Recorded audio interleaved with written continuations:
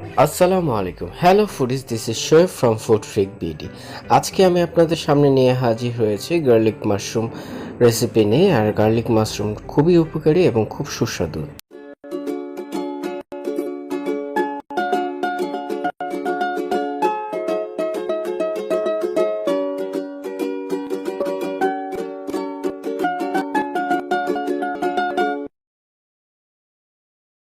প্রথমেই আমি একটি পাত্রে 2 টেবিল চামচ পরিমাণ ঘি নিয়ে নিচ্ছি। ঘি নেওয়া হয়ে গেলে আমি 2 টেবিল চামচ পরিমাণ রসুন কুচি নিয়ে নিচ্ছি। এরপর এটাকে খুব ভালো করে ভেজে নিতে হবে। মোটামুটি ব্রাউন কালার চলে আসলে আমি এর মধ্যে 10 থেকে 15 পিস মাশরুম কেটে দিয়ে দিচ্ছি এবং খুব ভালো করে ভেজে নিচ্ছি।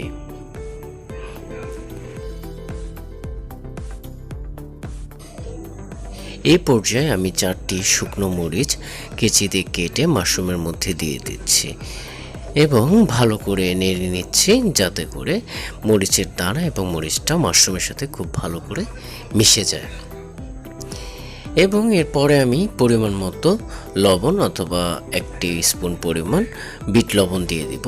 আমি এখানে পিঙ্ক সল্টটা ব্যবহার করেছি, আপনারা চাইলে ব্ল্যাক সল্ট ব্যবহার করতে পারেন অথবা নর্মাল লবণটাও ব্যবহার করতে পারেন। এরপর আমি 1 স্পুন পরিমাণ সয়া সস দিয়ে দিচ্ছি। তারপর সয়া সসটাকে ভালো করে মিশিয়ে নিচ্ছি। সয়া সস দেওয়াতে খুব সুন্দর একটি ঘ্রাণ বের হয়েছে। এই পর্যায়ে আমি আমার গার্লিক মাশরুমগুলো তুলে নিচ্ছি। গার্লিক মাশরুমটা তৈরি এবং সার্ভ করার জন্য একদমই তৈরি। প্যানের মধ্যে অবশিষ্ট ঘিয়ের মধ্যে আমি ভেজিটেবলগুলোকে ভেজে নেব। প্রথমেই আমি গাজরটাকে ভেজে নিচ্ছি, যেহেতু গাজর ভাজতে একটু সময় লাগে। তারপর আমি একটি স্মল সাইজের ক্যাপসিকাম ভেজে নেব।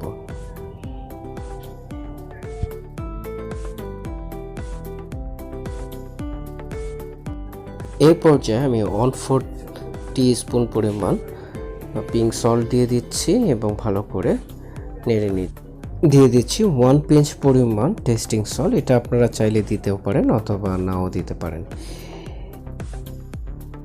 সবশেষে আমি 1/2 টিস্পুন পরিমাণ গোলমরিচের গুঁড়ো দিয়ে দিব এবং ভালো করে মিশিয়ে নিব। তো আমার স্টার ফ্রাইড ভেজিটেবলটা মোটামুটি তৈরি এবং সার্ভ করার জন্য সম্পূর্ণরূপে রেডি।